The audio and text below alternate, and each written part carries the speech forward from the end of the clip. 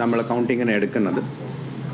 Postal ballots എന്ന് പറയുന്നത് നമ്മൾ നേരത്തെ മുതൽ തന്നെ ഹോം വോട്ടിംഗ് ചെയ്തിട്ടുള്ള ആൾക്കാരുടെ അവരുടെ കണക്കുണ്ടാവും. ഇലക്ഷൻ ഡ്യൂട്ടിയിലുള്ള ഉദ്യോഗസ്ഥരുടെ വോട്ടേഴ്സ് ഫെസിലിറ്റേഷൻ കൗണ്ടർ മൂലം എടുത്തിട്ടുള്ള ആ വോട്ട്സ് ഉണ്ടാവും. പിന്നെ ETPBS ഇലക്ട്രോണിക്കലി ട്രാൻസ്മിറ്റഡ് ആയിട്ടുള്ള പോസ്റ്റൽ ബാലറ്റ്സിൻ്റെ ആ കണക്കാണ് ആദ്യമായിട്ട് 8 മണിക്ക് എടുക്കുന്നത്. 8 മണിക്ക് ശേഷം ഒരു അരമണിക്കൂർ സാധാരണഗതിയിലെ ഇലക്ഷൻ കമ്മീഷൻ ഓഫ് ഇന്ത്യയുടെ നിർദ്ദേശം അനുസരിച്ചിട്ട് നമ്മൾ വെയിറ്റ് ചെയ്യും.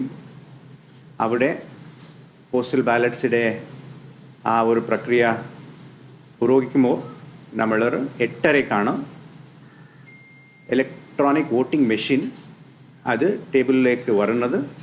അവിടെ പിന്നെ കൗണ്ടിങ് ഓഫ് EVMs അവിടെയാണ് ഒരു 8:30 നമ്മൾ തുടങ്ങുന്നത്.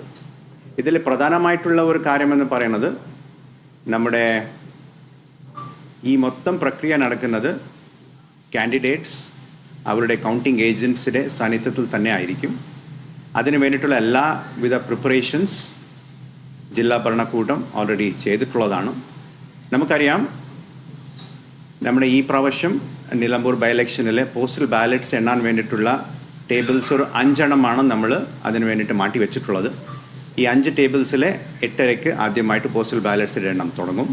പിന്നെ 14 ടേബിൾസിലെ EVMസിൻ്റെ ആ എണ്ണം അവിടെ തുടങ്ങും.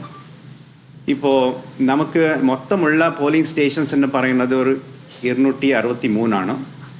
സോ 263 ആ ഒരു പോളിംഗ് സ്റ്റേഷൻസിലെ EVMs നമ്മൾ 14 ടേബിൾസിലെ നമ്മൾ വോട്ട് എണ്ണം തുടങ്ങുമ്പോൾ നമുക്ക് അത് പൂർത്തിയാക്കാൻ വേണ്ടിയിട്ട് 19 റൗണ്ട്സാണ് ആവശ്യമായി വരുന്നത്.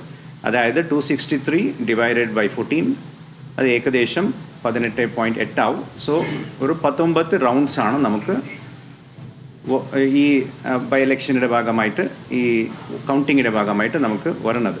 ഈ 19 റൗണ്ട്സ് കറണ്ടിട്ടായിരിക്കും നമുക്ക് അവസാനത്ത് ഈ EVMസിൻ്റെ എണ്ണം കറഞ്ഞ ശേഷം നിയമാനുസൃതം നമുക്ക് ഒരു LACയിലെ അതായത് നിലമ്പൂരുടെ LACയിലെ നമുക്ക് 5 VVPATs നമുക്ക് മാനുവലായിട്ട് അത് നമുക്ക് അതിൻ്റെ ഒരു എണ്ണം കൂടി നമുക്ക് ചെയ്യേണ്ടത് വരും.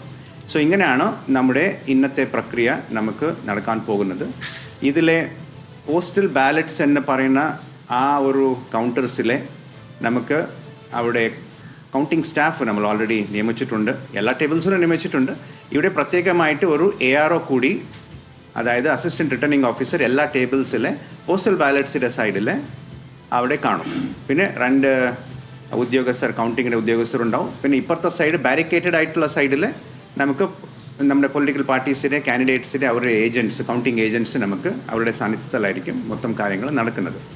ഈ പ്രക്രിയയുടെ ഭാഗമായിട്ട് ഒരു പ്രധാനമായിട്ടുള്ള ഒരു കാര്യം, എല്ലാ റൗണ്ട്സ് തീരുമ്പോൾ ആ റൗണ്ട്സിൻ്റെ ടാലി വന്നിട്ട് നമ്മുടെ റിട്ടേണിംഗ് ഓഫീസറുടെ മേശയിലേക്ക് വരും.